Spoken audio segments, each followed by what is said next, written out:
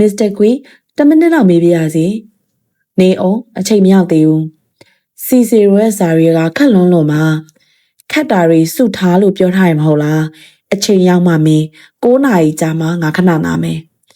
ကွီကစာနာမလဲလျင်ဆူဆူညံညံငိုးမနေပဲလာမေးလဲကြပေးမိဟုပြောထားသည့်အတိုင်းဖီဖီကညတိုင်းစာမေးနေသည်သို့တော့အချိန်စရာအတိုင်းသာမင်းရသည်ည9 နာရီထိုးလျင်ကွီအလုတ်ခဏနာသည်9 နာရီ 45 မိနစ်အထိဖီဖီ၏အခက်ခဲများကိုရှင်းပေးသည်တိုးတိုးဆိုင်ပုတ်ကြီးမရှိတော့တော့လဲကွေသည်မီးရထားကြီးထက်အချိန်စရာကိုက်အောင်လုပ်သည်9 နာရီကိုင်ခက်တယ်ဆိုတာယူခဲ့စမ်းကွီကစီစီရိုစာအုပ်ကိုမလို့တမာခဲနဲ့ဖြင့်ထိုးလန်လိုက်ပြီး Miss Fifi မင်းလက်တင်တရားကိုနားမလဲတာကြီးကိုကျမကိုတခြားမိတ်ဆွေတွေကခေါ်သလို Fifi လို့ပဲခေါ်ပါလားရှင်ငါကမင်းမိတ်ဆွေမှမဟုတ်ပဲFifi ဤဖြူဖက်ဖက်ပါးပြင်ပေါ်၌ဖြာတောင့်ဖြာခဲသွေးရောင်ဖြာသွားသည်ကျမကိုဒီလောက်ကူညီနေတော့ကျမကိုခင်လွန်းလို့ထင်တာပေါ့ရှင်ကွီသည်ချောင်းတစ်ချက်ဟန်ပြီးခင်မာတယ်လေFifiလို့ခေါ်စီခြင်းလဲခေါ်ပါမယ်ဒါပေမဲ့မိတ်ဆွေဆိုတာကတော့မဖြစ်ဘူးမိတ်ဆွေရှိတာအချိန်ကုန်တယ်ကျမကမိတ်ဆွေဖြစ်သွားလဲအခုထက်တော့အချိန်ပိုမတောင်းပါဘူးFifiကစင်းစင်းကြီးပြော၍ငါပါဆိုလိုတယ်ဆိုတာငါသိတယ်ဟုနယူးယောက်မြို့ရှိမိတ်ဆွေနှစ်ဦး၏ပိုင်ရှင်ကွီကဖြေလိုက်လေသည်ဆိုပါတော့Fifiကစပြောသည်စစ်စာအုပ်ကြီးထွက်လာတော့ရှင်းနာမည်တိတ်ကြော်ကြသွားရောဆိုပါတော့မိတ်ဆွေမရှိပဲတကဘာလုံးမှာရှင်တယောက်တည်းဖြစ်နေမှာပေါ့ရှင်သေးတော့လဲငုံမဲလူလွမ်းကြံရင်မဲ့သူတယောက်မှမရှိတော့ဘူးဆိုရင်ရောအဲ့ဒါအောင်မြင်တဲ့ဘဝလို့ရှင်ထင်သလားယင်အေးထင်တယ်ရှင်ကိုလူတွေကခင်တာမိတ်ဆွေဖြစ်ချင်တာကိုရှင်မလို့ခြင်းဘူးလားယင်ငါလိုချင်တာမလိုချင်တာပြဿနာမဟုတ်ဘူးပျော်ပျော်နေသေးခဲလုံနေဖို့ငါလူဖြစ်လာတာမဟုတ်ဘူးလူသားတွေအကျိုးအတွက်လေးနက်တဲ့အလုပ်ကိုလုပ်ဖို့လူဖြစ်လာတာအဲ့ဒီအလုပ်ကိုလုပ်ဖို့ဆွဆွဲမြင်းမြင်းအာယုံစူးစိုက်ရတယ်အသေးအဖွဲတွေကိုရရက်ဆက်ဆက်ကြီးဖယ်ထုတ်ရတယ်သဘောပေါက်ရဲ့လားဒါပေမဲ့ရှင်မနှက်ဖြန်ခါတည်သွားတယ်ဆိုပါတော့ကွီဤမကြိုးမပေါက်သောဧကစာကျင့်သုံးမှုကိုယွန်ထိတ်ဆွဲလန်းစွာFifiကပြောသည်ရှစ်အတွက်တကယ်စစ်မှန်ဝမ်းနည်းမဲ့လူရှိတာကောသိရလားမစင်စားမိဘူးနယူးယောက်ကငါမိတ်ဆွေ2 ယောက်ကတော့သူတို့ဘာသာဝမ်းနည်းခြင်းဝမ်းနည်းမှာပေါ့သူတို့ပဲရှိတာသူတို့မဟုတ်သေးဘူးတခြားရှိသေးတယ်ဖျားသခင်လေးဟုFifiပြောလိုက်မိဟုကွိမှန်းစားသည်ဘယ်သူလဲFifiစိတ်ပြတ်သွားသည်ကွိကိုငေးဆိုင်ကြည့်ရင်ခလေးဆန်ဆန်တဲ့တို့ကြီးပြောချလိုက်သည်ကျမကရှင်သိတယ်ထင်နေတာကျမပေါ့ကွိညက်လာချသွားသည်တခန်းလုံးခိတ္တငြိမ်သက်သွားသည်ကွိရင်ထဲတွင်ချစ်ချစ်မြင့်မြင့်နားမလည်သောခံစားချက်အစမ်းတစ်ခုပေါ်နေသည်ကိုသူသိလိုက်သည်စကားဖြတ်ရန်ဖွင့်ထားသောစာအုပ်ကိုခဲတံဖြင့်ခောက်ပြီးဂိုင်းခတ်နေတာတွေဆက်ရှင်းရအောင်ကဲခွန်အော်ရန်ခွီရိုက်Fifiသည်အချိန်စရာထက်တစ်စက္ကန့်ပိုမနေ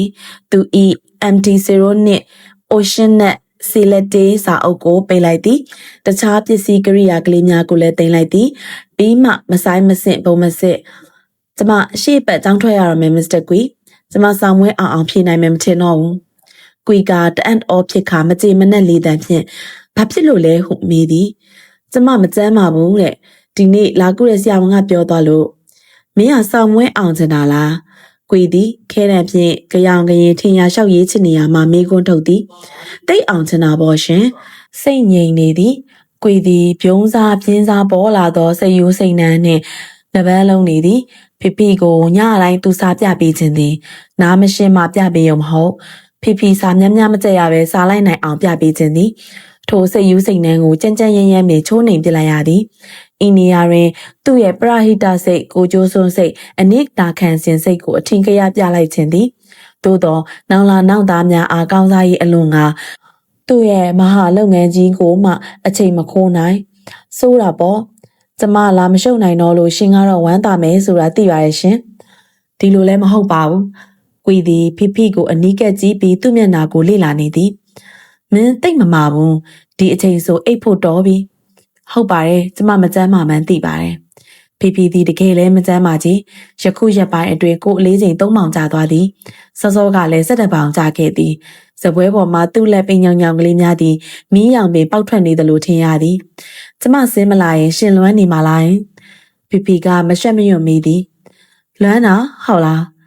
မလွမ်းဘူးဆိုတာကျမသိပါတယ်လေ ကွေကနိုင်ကိုကြည့်လိုက်ကမင်းဆောင်မွဲမဖြစ်ရတော့မှကိုတော့ငါဝဲနေတာအမှန်ပဲ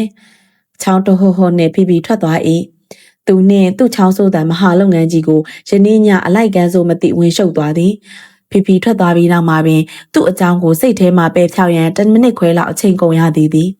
ယခုတပံစာရေးစက်ကိုကုန်နေပြန်၍အပေါ်ထပ်သို့တက်ယူရန်အချိန်နှုတ်ရအောင်မည်အချိန်တွေတစ်နှုတ်ထဲနှုတ်နေရခြင်းဒါပင်သူ့ဘဝလိုဖြစ်နေပြီ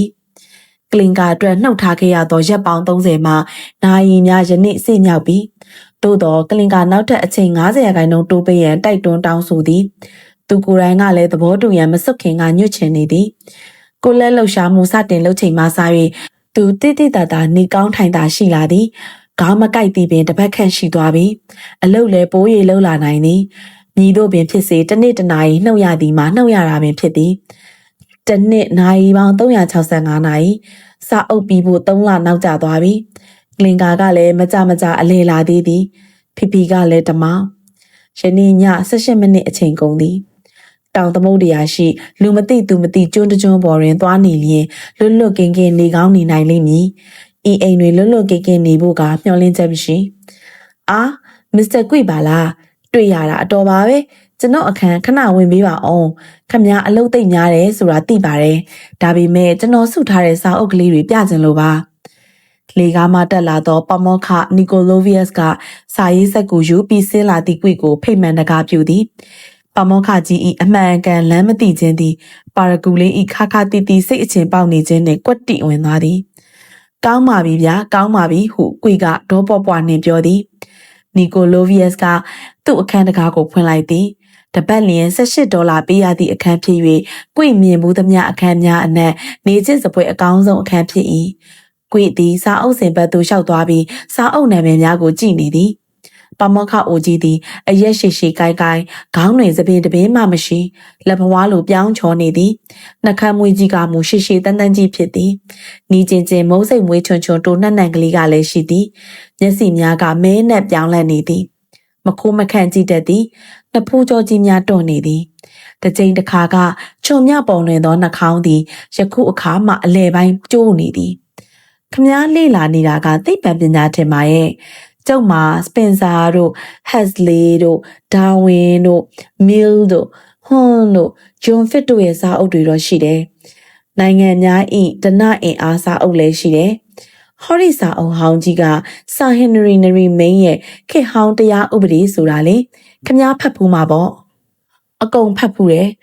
ကွေသည်ဂျိုင်းတွင်စာအုပ်နှစ်အုပ်ကိုညှက်လျက်နောက်တစ်အုပ်ကိုထပ်ဆွဲထုတ်ပြန်ပြီးပါမောက္ခကြီး၏အမေးကိုဖြေသည်ကျွန်တော်ဖက်ခဲ့ဘူးတာတွေများလွန်းစဉ်းစားရင်အံ့အားတောင်တင်တယ်ဘန်ဂျမင်ကစပါလားကျွန်တော်သူ့ကိုဖတ်ဘူးတဲ့အချိန်တုန်းကစာကြည့်တိုင်းမှာသူ့စာအုပ်တွေမရှိသေးဘူးခမားစာအုပ်စဉ်ကနိုင်ငံရေးဘောကဗီတာအတော်ဆုံးတာပဲAlfred Marshall အတော်ကောင်းတယ်ဒသနိကပညာမှာတော့ဘာမှမပါဘူး Contract Social အလကားဟာပါဒါတွေကလူသေးလားနီကိုလိုဗီယက်စ်ကတမန်ကျန်းဝေဖန်ချက်စာအုပ်စာတမ်းများကိုလက်ညှိုးထိုး၍မေးသည်ဂျာမန်လူမျိုးတွေကဒီဘာသာရပ်ဘက်မှာတော့အတော်ရှေ့ပြေးနေတာပဲကျုပ်ကတော့ဘာသာပြန်မဲ့အားကိုးနေရတယ်ဟောတွေ့ပြီဒီစာအုပ်တော့ငှားမှာပဲရမကိုဖြစ်မယ်ကွီသည်စာအုပ်စီအောက်ဖက်ရှိစာအုပ်ထူကြီးတအုပ်ကိုဆွဲထုတ်ရင်းကမူးရှုတို့ပြောသည်ကရော်ဇီရာရဲ့ရင်ကျေးမှုနှင့်လူမှုတိုးတက်ရေးတွေ့ချက်ကောင်းလိုက်ပုံတော့ဗျာကျွန်တော်သိလူချင်နေတာကျွန်တော်ခဏယူသွားမယ်နော်ယူပါဗျာနောက်ထပ်လိုချင်တာရှိလဲယူပါအောင်နေပါအောင်ခမားစာအုပ်စင်မှာတမိုင်းစာအုပ်လည်းတအုပ်မှမရှိပါလားနီကိုလိုဗီယက်စ်ကမျက်နှာထားပြောင်းသွားသည်မရှိဘူးတမိုင်းကိုမကြိုက်တဲ့အကြောင်းကလည်းရှိနေလို့ကွီကခါဆန့်ရီလိုက်ပြီးမှခမားကလူဘဝကိုရောလူသားတွေကိုရောလူသားတွေရဲ့အစဉ်စဉ်တိုးတက်ပြောင်းလဲမှုကိုရောမုန်းတယ်လို့ပြောတာနဲ့အတူတူပေါ့မီးကိုနာခဏထိုင်ပါအောင်ကျုပ်ဒီလိုစိတ်ပေါ်လာရတာဘာကြောင့်လဲဆိုတာပြောပြမယ်ခင်ဗျာဆင်းလင်းတောက်တဘူးထင်တယ်အကတ်မခံအပြောမခံသူဖြစ်၍နီကိုလိုဗီယက်စ်သည်အိမ်ငါးနေသူများအကြားတွင်လှုပ်ဝက်မှုကြီးမားသောတစ်ခုပမာဖြစ်သည်မစ်ဖီလာအလိုရာဆိုရင်ဝရမ်းပြင်းနေသောမင်းသားတစ်ပါးအဖြစ်မှအငိမ့်စားထိုင်နေသောငွေဆက်ကူတုဂိုင်းကောင်းဆောင်အဖြစ်အထိထင်ကြီးအမျိုးမျိုးပေးခံရသူဖြစ်သည်သို့တော်ကွိကမူသူ့အကြောင်းကိုမသိခြင်း စာအုပ်စင်နာကအလုံးဝမခွာထို့ကြောင့်ပမောက္ခကြီးသည်မိဖို့ဘေးမှပြန်လာရပြီးကွိကိုကြောဘက်မှနေ၍စကားပြောနေရတော့သည်ကွိကိုသူပြောပြသည့်အတိုင်းဆိုရင်နီကိုလိုဗီယက်စ်သည်အမေရိကန်လူမျိုးမဟုတ်အိုင်ရစ်လူမျိုးဖြစ်သည်အဖိုးကဂျာမန်လူမျိုးဖြစ်တော်လဲမိခင်မျိုးရိုးကိုလိုက်ပြီးအိုင်ယာလန်မျိုးချစ်ကြီးဖြစ်လာသည်တစ်ပင်များပင်ငုတ်တုတ်ငိမ့်ငိမ့်မပေါက်သောအိုင်ယာလန်တွင်ဟုတ်တောက်စကားပြောကောင်းသူအလွန်အကျွံသမားတို့၏အလွန်အကျွံသမားဖြစ်လာသည်အိုင်ယာလန်လူငယ်လှုပ်ရှားမှုခေါင်းဆောင်ဟော်မရူကိုပိုင်အုပ်ချုပ်ရေးလှုပ်ရှားမှုခေါင်းဆောင်ဖြစ်လာသည်ပါနယ်ဝါဒနှင့်ရာဇဝတ်မှုခေတ်တွင်အိုင်ယာလန်မှပြေးလာရသည်ထိုနှစ်မှာ1882ခုနှစ်ဖြစ်သည်နီကိုလိုဗီယက်စ်သည်အမေရိကန်သို့ရောက်လာသောအခါကျောင်းဆရာဝန်လုပ်သည်နယူးယောက်နှင့်စိန့်ပေါမြို့များတွင်အခြေစိုက်သည်ချီကာဂိုမြို့များ၌လည်းနှစ်ပေါင်းများစွာနေထိုင်မှုသည်သူ့ကျမ်းမာရေးအတွက်ပုံမိုသင့်လျော်သောတောင်ပိုင်းသို့ပြောင်းလာရမှဤမြို့ကလေးသို့ရောက်လာပြီးကွိနှင့်ဆုံခြင်းဖြစ်သည်အိုင်ရစ်ပြည်ပြေးဆိုတာတမိုင်းဖက်ချင်စိတ်မရှိဘူးဗျနီကိုလိုဗီယက်စ်ကနှီကုံချုပ်သည်စကားပြောနေချိန်တစ်လျှောက်လုံးတွင်ကွိကိုသူစိမ့်ကြည့်နေသည်ကျုပ်ဘဝကရှင်ရဲနဲ့တည်နေတာပါဗျာကျုပ်ဘဝဇက်သိမ်းခဲ့တာခမအရွယ်လောက်ကလေးကပဲပမောက္ခကြီးဤခါခါတီးတီးလေတန်းကြောင့်ကွိကြောင်အံ့လှဲ့ကြည့်သည်အဖိုးကြီးဆိုတော့လွမ်းစရာဆွေးစရာတွေပြန်တည်းရမိတာပေါ့ဗျာခွင့်လွတ်ပါကျုပ်ဒါမျိုးကိုပြောခဲ့ပါတယ်မေးရင်ဆွေရင်လိုရုံကြည်ဖွင့်ပြောခြင်းနဲ့စိတ်ကျုပ်မှာပေါ်တာခမကပထမဦးဆုံးလူပဲတညတလေကျုပ်စီလားလဲပါဗျာမိတ်ဆွေဆိုသည့်စကားကိုကြားလိုက်ရ၍ကွိတုံငနေဖြစ်သွားသည်တကဘာလုံးသူ့ကိုမိတ်ဆွေဖွဲ့ရန်စက်ပုံးခုန်နေကြပြီလားကျွန်တော်မလဲရှိသမျှအချိန်ကအလုံးနဲ့ကုန်နေတာပါဗျာကွိသည်မိမိန်ကလေးထွန်းထားသောပမောက္ခကြီး၏အခန်းကိုလှည့်ပတ်ကြည့်ရင်သူရဲ့ပိဋကတ်ခန်းကလေးနှင့်မနိုင်မိမရှင်မိပဲမနေနိုင်အောင်ဖြစ်မိသည်ခမအခန်းကတက်တောင့်တက်တာရှိလိုက်တာဗျာနီကိုလိုဗီယက်စ်ကပခုံးချီလိုက်ကဒီလိုပါပဲဗျာဟုဘာသာလဝါဖြေသည်ဇဲ၍ကျုပ်လည်းမကြခင်ပြောင်းတော့မှာပါဟုပြောသည်ဟုတ်လားကျုပ်ကဓာတ်ထက်ကြဲကြဲလွန်းလွန်းလွတ်လွတ်လပ်လပ်ငြိမ်ငြိမ်စိတ်စိတ်နေခြင်းနဲ့ဒါကြောင့်အင်္ဂလိပ်တစ်လုံးရှားမလို့ကြံနေတာနီကိုလိုဗီယက်စ်ပြောနေသည်မှာကွိအလွန်နေခြင်းသောနေရာမျိုးနှင့်တစ်ထက်တည်းဖြစ်နေသည်မနစ်ကလေးကပြောင်းမှုပါပဲဒါပေမဲ့အသက်ကကြီးလာတော့တကောင်ကျွတ်ဘဝနဲ့လည်းမနေခြင်းဘူးအဖော်ကလည်းမရှိတာနဲ့မပြောင်းဖြစ်သေးတာကွေသည်ကိုကျိုးစွန့်စိတ်မဆန်းသုံးစိတ်ကူးစိတ်တမ်းများနှင့်အတွေးနေချက်နေမိ၏ငြိမ်ကလည်းငြိမ်လူတကာနဲ့လည်းမတွေ့ရသည့်ပမောက္ခကြီးအိမ်သို့သူဘာကြောင့်လိုက်မနေနိုင်ရမလဲပမောက္ခကြီးကအိမ်စည်းခံမည်ဖြစ်၍အခစားနားရသောအလုပ်သည်လုပ်เสียမလို့တော့သူဖတ်ချင်သောစာအုပ်များကိုလည်းရနိုင်သေးသည်သူမောကြည့်လိုက်သောအခါသူ့ကိုငေးဆိုင်နေသောပမောက္ခကြီးမခိုးမခန့်မျက်လုံးများကိုမြင်ရသည်မဖြစ်သေးပါဘူးဒီလိုအဖိုးကြီးနဲ့အိမ်ထဲနေရတာထက်မစ်ပိန်နာအိမ်မှာနေရတာကကောင်းပါလိမ့်မယ်တွားအောင်ပါဝီကအလော30ပြောသည်လာလေတာဝမ်းသာပါရဲ့ဗျာနောင်လဲလာပါအောင်တကားပေါက်သို့ရောက်နေသောကွီကဒီစာအုပ်ကိုပြန်ပေးပါမယ်ညင်းသားတာတော့စိတ်မရှိပါဘူးနော်ကြိုက်တယ်လို့လုပ်ပါဗျာကိုပိုင်ပေးတာလက်ခံမယ်ဆိုရင်လဲမယူပါဘူးကျွန်တော်မြင်းသားတာတွေမှတ်စုတေးတာတွေကစာအုပ်တန်ဖိုးကိုမလျော့စေမှသိကြပါတယ်ခမ်းမတဲ့သူရောက်၍နာရီကိုကြည့်လိုက်တော့အခါ10နာရီထိုးရန်10မိနစ်သာလိုတော့သည်ပမောက္ခကြီးအခန်းတွင်25မိနစ်ခန့်အချိန်ဖြုံးခဲ့ရသည်သို့တော့လုံးဝဆုံးရှုံးရသည့်အချိန်များတော့မဟုတ်ကရိုဇီယာစာအုပ်ကိုရခဲ့သည်မဟုတ်လားကရိုဇီယာစာအုပ်က25မိနစ်ကတန်သည်မဟုတ်လားသို့တော့ဤသို့ဟောတိကန်ဖြစ်နေရသောအချိန်များကိုသူ့အချိန်စရာကြီးတဲ့တွင်ဘလို့ဝင်အောင်သွင်းရမလဲကွီဤအချိန်စရာပရိဒီဝါသည်ဖီဖီနှင့်ပတ်သက်၍မူအတိတ်ပဲမရှိတော့ပြီသူနောက်ဆုံးစာပြပေးပြီးကလေးကဖီဖီပေါ်မလာတော့ချေချောင်းဆို၍တရက်တန်သည်နှစ်ရက်တန်သည်အိယာတွေကမထွက်ခိုင်းမဲထားရသည်ဟုသူ့အမိကဆိုတော့လဲနေကိုရက်စား၍ရက်သက်ပေါင်းများစွာပင်ကြာညောင်းလာခဲ့သည်ရန်ဖန်ရန်ခါဖိဖိထံမှအသေးဖွဲကိစ္စစကားလက်ဆောင်ကလေးများရောက်ရောက်လာခြင်းကဖိဖိပြောက်ထက်သားကောင်းနေခြင်းကိုမမေ့ပြောင်းနိုင်အောင်ရှိစေသည်ကွေသည်ထိုစကားလက်ဆောင်ကလေးများကိုအမှုမဲ့မှတ်မဲ့ပင်နေလိုက်သည်နေ့လည်နေခင်သူ့ကိုလာကြည့်ခြင်းလာကြည့်လဲပါဟုဆိုသောဖိဖိဤဖိတ်ခေါ်ချက်ကိုပီလီယာလက်ကန်လောက်ထားလိုက်လေသည်ပြည်နယ်ကယ်ဆယ်ဆောက်ရှောက်ရေးဌာနသည်ခွိတခါကပြောပူးသည့်အတိုင်းမီတာမြက်ကမှသာဖြစ်သည်မြေစမ်းခရမ်းပြိုးခါစားများသာဖြစ်သည်လွတ်တော်ကခွဲဝေသတ်မှတ်ပေးထားသောထောက်ပံ့ငွေမှာခေါင်းပါလာ၏လွတ်တော်အဆောက်အုံတွင်အခန်းကလေးတစ်ခန်းဖွဲ့ကကဲ့ရဲ့ဖွင့်လှစ်ထားရသည် တောင်ပိုင်းပြည်နယ်စုစစ်တပ်ကဲ့သို့ပင်လက်ချိုးရည်မှဗိုလ်ချုပ်နှစ်ယောက်သာရှိသည်သို့သောအတွင်းရင်မှုနှင့်လက်ထောက်အတွင်းရင်မှုသည်တက်ညီလက်ညီလုပ်ကြသည်မျောလင်းချက်ကြီးတစ်ခွဲသားနှင့်စ조사ပန်းစားလုပ်ကြသည်စောက်ရှောက်ရေးကိစ္စကိုလွတ်တော်ကအရေးအရာလုပ်၍မစင်စားခဲ့ကြသို့သောဥပဒေကြမ်းတစ်ခုကိုကတင်သွင်းနိုင်ခဲ့သည်post သတင်းစာကဒုတိယအကြိမ်မြောက်ခေါင်းကြီးရေးကဂေဟာစီမံကိန်းကိုအကောင့်ထဲဖော်ရန်လှုံ့ဆော်ခဲ့သည်ပြည်내အတွင်းရှိအခြားသတင်းစာများကလည်း post ဤချေရာကိုနင်းကဝိုင်းဝန်းထောက်ခံရေးသားကြသည်ရှယ်လီဝီလင်သည်လက်နှိပ်ဆက်စပွဲတွင်ထိုင်ကပြည်내အတွင်းရှိမြို့နယ်31မြို့နယ်မှဘိုးဘွားရိပ်သားများသို့ပို့ရမည်စာများကိုရေးနေလေသည်မွန်းတယ်လို့နေပြီးမစ်ပိန်တာအိမ်သို့ရှယ်လီညစာမစားမရောက်သည်မှကြားလာပြီးသို့တော်လေးပတ်ခန့်အိပ်ရာတွင်လဲနေသောဖိဖိထံလူမမာမင်းရဲ့ညနေတိုင်းရောက်သည်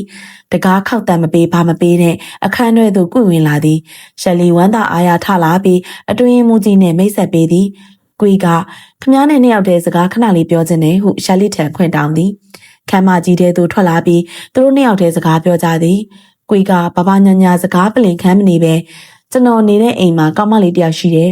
မမာလို့အိမ်ရတယ်လဲနေတယ်ကြောင်လဲစက်မတက်ရလို့စိတ်ပြက်နေရတယ်ဖိဖိကိုပြောတာလားရှယ်လီကညင်သာစွာမေးသည်ခမစိတ်ဝင်စားတယ်ဆိုရင်တော့နာမည်ထည့်ပြောရမှာပေါ့ဟုတ်တယ်သူ့နာမည်ကဖိဖိပဲကျမနဲ့ညီမဝမ်းခွဲတော်တယ်လေရှင်အမျိုးသမီးတယောက်စီအကြံဉာဏ်ရဖို့လိုနေလို့လာတာပဲကျွန်တော်သိတဲ့တခြားအမျိုးသမီးဆိုလို့လေခမပဲရှိလို့ခမစီလာတာပါကွီဤမျက်လုံးများသည်ထောပတ်ပကံကြီးလောက်ရှိသောမျက်မှန်ဝိုင်းကြီးအတွင်မှရှယ်လီကိုမှုံမုံကြည့်ကြည့်နေသည်တအိမ်ထဲနေသူချင်းမို့သူ့ကိုကျွန်တော်တစ်ခါတလေစာပြပေးခဲ့ဘူးတယ်သူဖျားနေတော့တခြားလူတွေသူ့စီလူမမာသွားမိကြတယ်ထင်တယ်ကျွန်တော်ကိုလည်းဖိဖိကလူမမာလာမေးဖို့ခဏခဏမှားနေတယ်ကျွန်တော်မသွားနိုင်ဘူးအရင်တုန်းကသူ့ကိုစာပြပေးရလို့အချိန်ကုန်ခဲ့ပြီးမာချောင်းတာချောင်းကိစ္စလောက်နေတော့နောက်ထပ်အချိန်ကုန်မခံချင်ဘူးသဘောပေါက်ပါရဲ့နော်PPR ဤကိစ္စသဘောပေါက်အောင်ပြောပြီးဆိုပြီးဖြစ်နေသည့်ရှာလီကဟုတ်ကဲ့ရှင်းပါတယ်မစ္စတာကွီဒါပေမဲ့သူ့အတွက်အရင်ကအချိန်ကုန်ခဲ့ရလို့အတေးအမှတ်ထားတယ်လို့သူ့စိတ်ထဲမှာမထင်စေချင်ဘူးအဲ့ဒါကြောင့်လက်ဆောင်လေးတစ်ခုပေးရကောင်းမလားလို့စိတ်ကူးပေါက်မိတယ်ရှယ်လီကအဖြစ်မပေးပဲဗဒင်းပေါက်ပဲလျှောက်သွားပြီးအပြင်သို့ရက်ကြည့်နေ၍ကွီကဘာသဘောမှန်းနားမလည်နိုင်အောင်ဖြစ်နေမိ၏ကျွန်တော်ပြောတာခမသဘောမပေါက်ဘူးထင်တယ်ဘလို့လက်ဆောင်မျိုးပေးတဲ့နဲ့ဆိုတာအမျိုးသမီးတဦးစီကအကြံဉာဏ်လိုချင်တယ်ဒါကျွန်တော်ပြောချင်တာပဲနားလဲပါတယ်ဖိဖိလဲတိတ်ဝမ်းသာမှာပါပဲရှင်ဘလို့လက်ဆောင်မျိုးပေးချင်တာလဲဒီလာရင်လမ်းကဆိုင်တွေမှာတော့ပစ္စည်းတစ်ခုတွေ့ခဲ့တာပဲဒါပေမဲ့ဇဝေဇဝါဖြစ်နေလို့ပြောပါအောင်ဘာလဲလက်အိတ်ကလေးတစ်စုံလောက်ပေးမလားလို့ပါဘာဖြစ်လို့လက်အိတ်မှာပေးချင်ရတာလဲကျွန်တော်သုံးမယ်မှန်းထားတဲ့85ဆင့်နဲ့လောက်နေလို့ပါရှယ်လီသည်နှစ်ဖူးကြောများတွန့်လာသည့်အထိချိန်ဆနေပြီးမှဖိဖိကအိတ်ရတဲ့လင်းနေတာဆိုတော့လက်အိတ်တွေဝင်နိုင်မှာမဟုတ်ဘူးတင်ထားရအောင်ပါဒီတော့ချက်ချင်းသုံးနိုင်တဲ့လက်ဆောင်မျိုးအခန်းအောင်နေရလို့ထိုင်းမိုက်နေတဲ့စိတ်ကိုခွာချနိုင်တဲ့လက်ဆောင်မျိုးပေးရင်မကောင်းဘူးလားကျွန်တော်ကစားအုပ်တောင်ပေးရမလားစဉ်းစားနေကျမပြောမယ်ရှယ်လီကစိတ်ကူးကောင်းကလေးကိုရလိုက်သလိုအတန်မြင့်ကလူတိုင်းလိုနေထိုင်မကောင်းတဲ့သူစီကိုပန်းမဲပို့ပေးလေးရှိတာဟုပြောလိုက်၏ပန်းဟုတ်တယ်ပန်းရှင်ကတော့ယူရယ်မိုက်တယ်ဖြုံးတယ်ထင်မှာပဲဒါပေမဲ့မိန်းကလေးဆိုတာပန်းမြင်ရင်ဆွဆွခေါ်အောင်ပြောတာမျိုးရှင်ပြီးတော့နေမကောင်းတဲ့လူရဲ့အခန်းထဲမှာပန်းရှိရင်တိတ်ဆိတ်ချမ်းမြေ့စရာကောင်းတာရေလဲပင်းရင်လဲပန်းကကြာရှိခံပါတယ်ကောင်းပြီလေဒီတော့ဘာပန်းမျိုးပေးရမလဲကျွန်တော်ကရုပ်ခပေးတာဘ ഹു တုတာပဲရှိတယ်ကန္နမာပေးရမလားထက်တရာပေးရမလား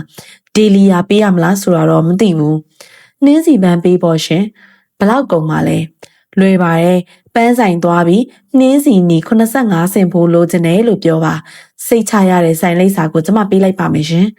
ကွီတီပန်းဆိုင်လိပ်စာစာရွက်ကလေးကိုယူပြီးကျေးဇူးတင်စကားပြောကဥညွန်ပြီးပြန်ရန်နောက်သို့လှည့်လိုက်သည်ထိုတည်ငါကလေးတွေရှယ်လီနှုတ်ဖျားမှစကားတခွန်းထွက်သွားသည် post မှာလောက်ရတာဘယ်နဲ့လဲကွီကရှယ်လီနဲ့မျက်နှာချင်းဆိုင်ပြန်သည်ဒီနေ့မနက်ကျွန်တော်ကိုအလုပ်ဖြုတ်လိုက်ပြီလေအော် ရှယ်လီဒါပဲပြောနိုင်သည်လွန်ခဲ့သည့်2ရက်ကပင်ဘိုးမူကြီးကောင်းမှတဆင်ဤကိစ္စကိုရှယ်လီသိပြီးသားဖြစ်သည်ပို့သတင်းစာဒါရိုက်တာအဖွဲ့၏အေပီလာအစည်းအဝေးကဆုံးဖြတ်ခဲ့ခြင်းဖြစ်သည်ချားစ်ဂါဒီနီယာဝက်စ်ကကွီပတ်မှာကာကွယ်ပြောဆိုရန်ဖြစ်တော်လဲဥရောပသို့ခရီးသွားရန်ပြင်ဆင်နေ၍အစည်းအဝေးမတက်နိုင်ခဲ့ထို့ကြောင့်အစည်းအဝေးကသိပ္ပံပညာရှင်ကလေးကိုဖြုတ်ပြီးလာခကောင်းကောင်းနဲ့လက်ထောက်တစ်ယောက်ရှာရန်ဘိုးမူကြီးကောင်းကိုလွှဲလိုက်သည်ဒါပေမဲ့ post ကကျွန်တော်ကိုမေလ15ရက်ကြာမှဖြုတ်မှာပါတိုးတက်မှုရှိမရှိစောင့်ကြည့်အောင်မယ်တဲ့စိတ်မကောင်းလိုက်တာရှင်တိတ်စိတ်မကောင်းတာပဲရှယ်လီကမချစ်တင်ခဲ့ဝမ်းနဲ့စကားပြောသည်အင်းလေရှင်ဘက်ကဇေယျကလေးကမိယုံလုပ်တဲ့အလုပ်ပဲဒီလောက်အလုပ်ကတော့ဗမာရှာရှာမခတ်ပါဘူးဘာပဲဖြစ်ဖြစ်လေဒါကအတော်ကိုစော်ကားမော်ကားလုပ်တဲ့ကိစ္စပဲအော်ဒါပေမဲ့ရှင်ကသတင်းစာအလုပ်ကိုဂုဏ်ယူတဲ့လူမှမဟုတ်ပဲအောက်တန်းကြတယ်လို့တော့ထင်နေသေးတာမူစရာတော့မရှိပါဘူးရှင်မူတာဘောဗျဤစကားမျိုးကိုကွိနှုတ်မှထွက်တီမှရည်စရာလိုဖြစ်နေတော့လဲရှယ်လီကသူ့ကိုဆာဆာနာနာကြီးကြည့်နေမိသည်အကျိုးတင်အကြောင်းတင်နဲ့နားပေါအောင်ရှင်းပြဖို့တော့မတက်နိုင်ဘူးပေါ့ဒါပေမဲ့ကျွန်တော်မကျေနပ်ဘူးအဖိုးတန်အကြံဉာဏ်တွေကိုထောက်ထောက်ချင်းချင်းရေးသားနိုင်အောင်ကျွန်တော်အကြားကြီးပြိုးထောင်လာရတာအခုတော့ဒုတိယတန်းသတင်းစာတစ်စောင်ကနေပြီးရုံးစီလိုကန်ထုတ်တယ်ကျွန်တော်ခေါင်းငုံမခံနိုင်ဘူးရှင်းကဘာလုပ်မယ်ကြံတယ်လဲပြောပါအောင်ဘာလုပ်မယ်ဟုတ်လားကွီဒီတကားပေါင်ကြီးကိုသူ့လက်ဝါးကြီးနဲ့ဗျမ်းကနေရိုက်ပြီးပို့သတင်းစာအက်ဒီတာဖြစ်အောင်လုပ်ပြမယ်ဟုပြောလိုက်လေသည်ဒါပေမဲ့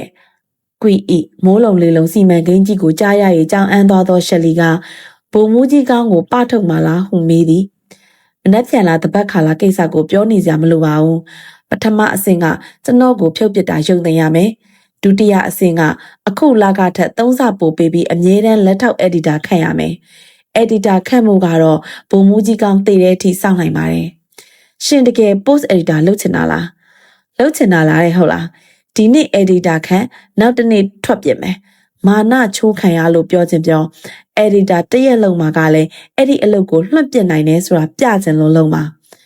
ခါတီမှုဖြင့်ပြည့်လျံနေသောသူ့မျက်လုံးသည်ရှယ်လီကိုကြော်ကာပဒင်းပေါမှတဆင်ပြင်ပသို့လှမ်းကြည့်နေရမှသူ့အကျက်အစီကိုကြဲကြဲလောင်လောင်ဆက်ပြောသည်စာရေးရနဲ့ပတ်သက်ပြီးကျွန်တော်တတ်ထားသမျှအကုန်ပြန်ဖြတ်ရမယ်ပြီးတော့မှအာဝဇွန်းနဲ့လေဖန်းဝါးရမ်းချီတဲ့ငပိုက်သားတွေရဲ့နီးနဲ့ရေးတဲ့သားတက်အောင်သင်ရမယ်ကွီကယုံကြည်ချက်ပြင်းပြင်းထန်ထန်ဖြင့်ပြောနေတော့လဲဤစိတ်ထားမျိုးဖြင့်ဘယ်တော့မှသူအက်ဒီတာမဖြစ်နိုင်ကြောင်းရှယ်လီသိသည်ကွီသည်ပညာတတ်မှန်ကြောင့်အရင်နှိမ့်ခဲ့ရပြီးဖြစ်တော်လဲဤမန်မာနကိုမွေပွေးကပိုက်ပိုက်လုံနေပေအောင်တော်မည်ရှေ့စာအုပ်ကိစ္စကတော့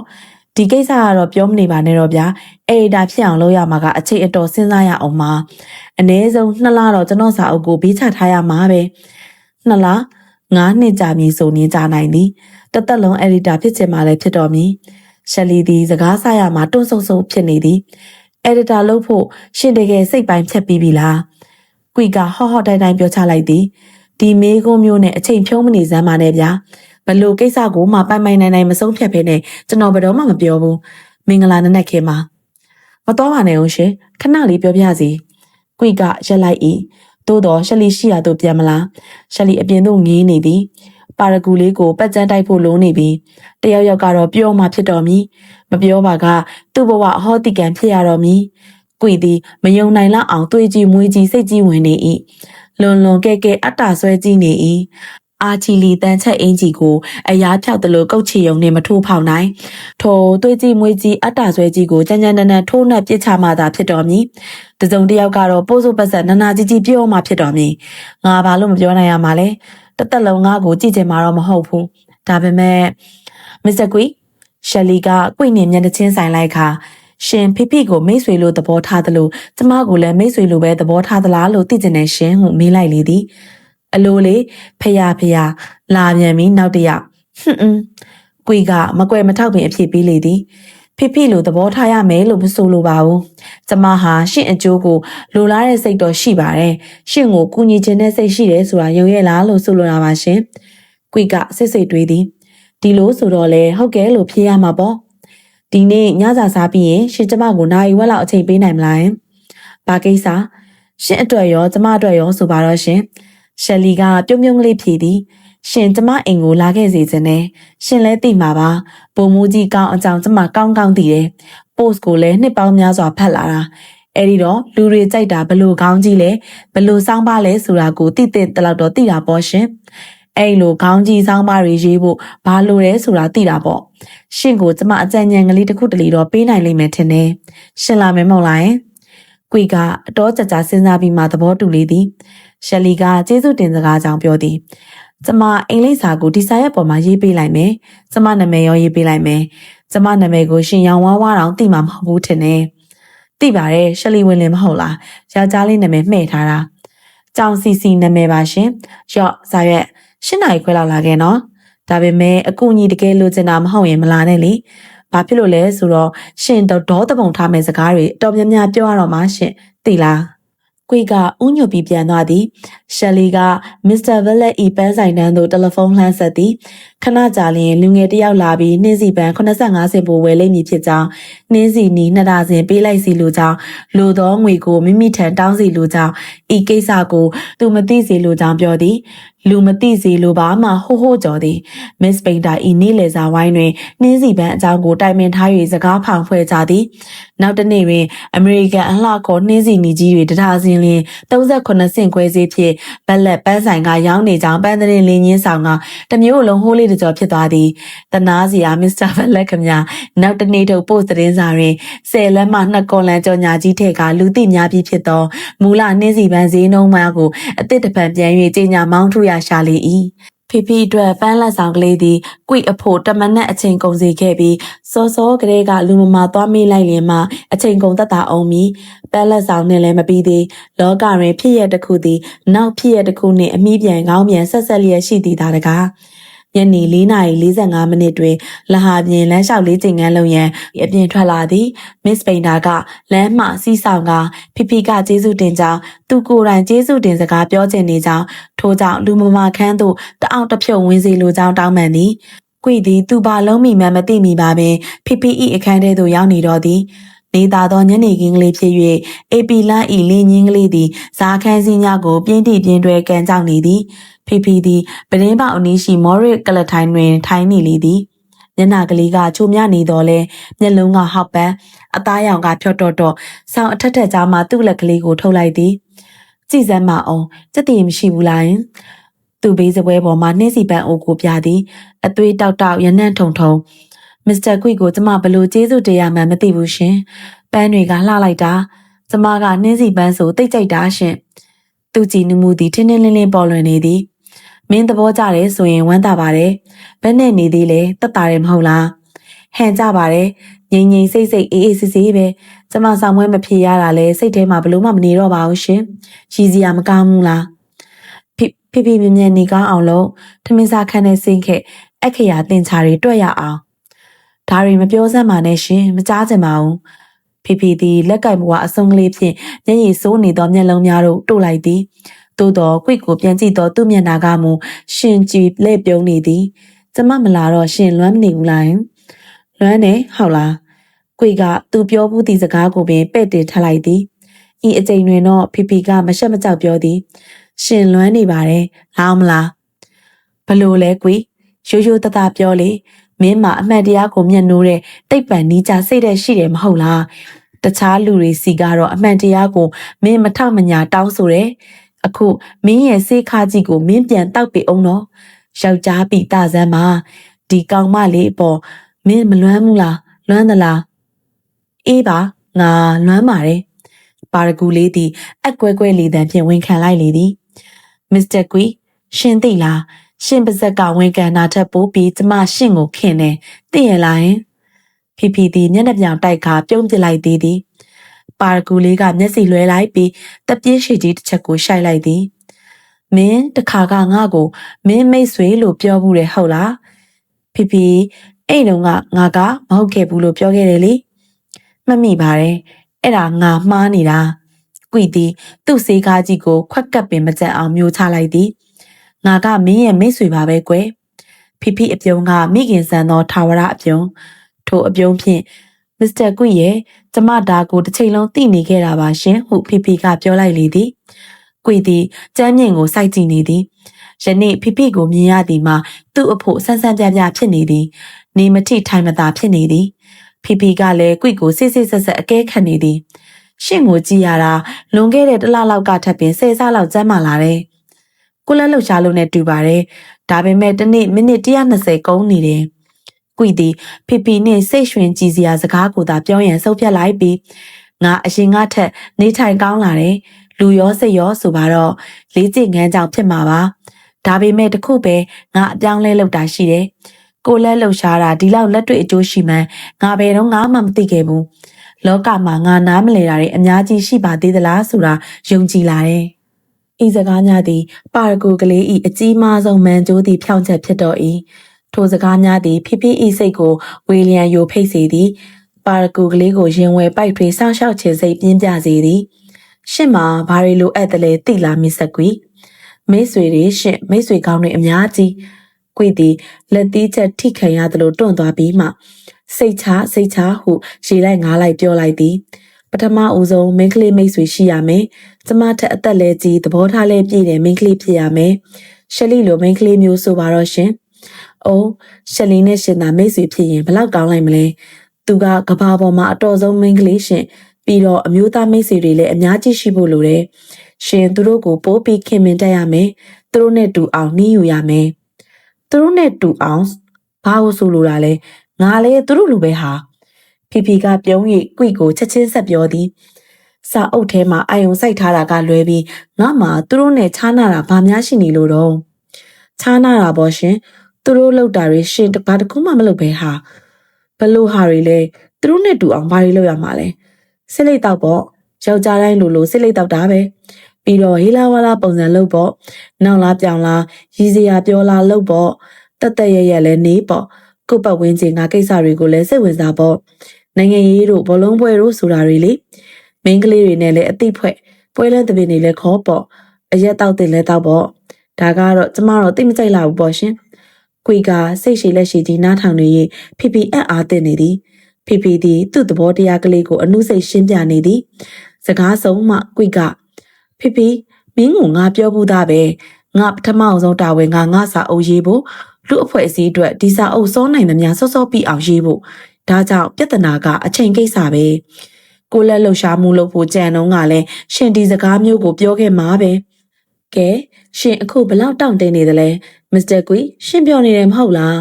ကွီအိုတိုအာတာဖြစ်သွားသည်ငါမစင်းစားမိဘူးဖြစ်သမျှအကြောင်းအကောင်းကြီးလို့ထင်တာပဲ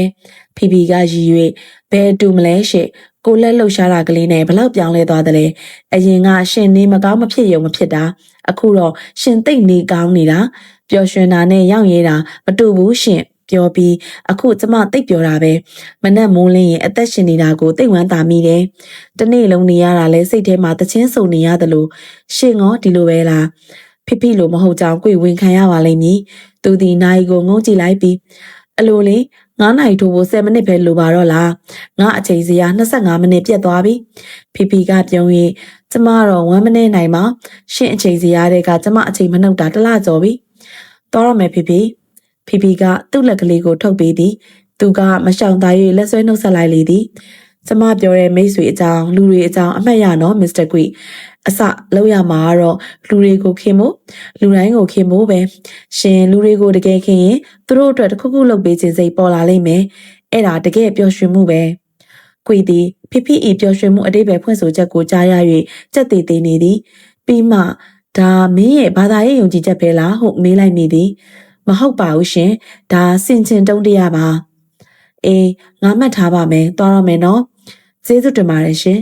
တကားဝါရောက်မှအကွေပြန်လှည့်ကြည့်သည်ဖိဖိဤမျက်လုံးကြီးများသည်သူ့ကိုဆူဆူဝါဝါကြည့်နေသည်ကိုတွေ့ရ၍ကဲသွားတော့မယ်ညံ့နေကောင်းအောင်လုံးတော့ဟုနှုတ်ဆက်လိုက်သည်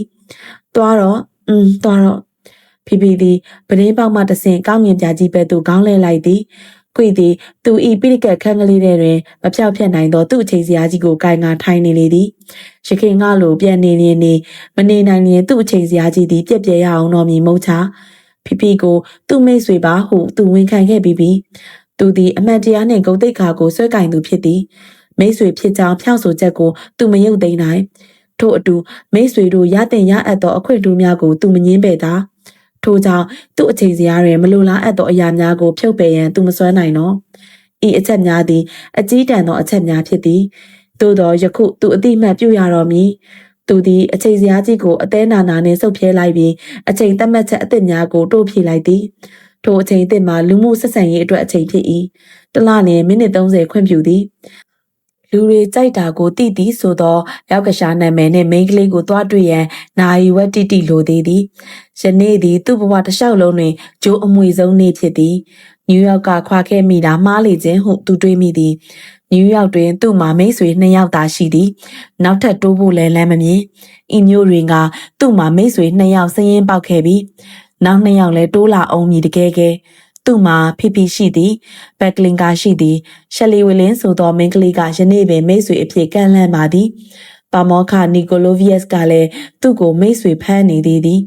ရက်ပေါင်းများစွာကြာသည့်တိုင်အောင်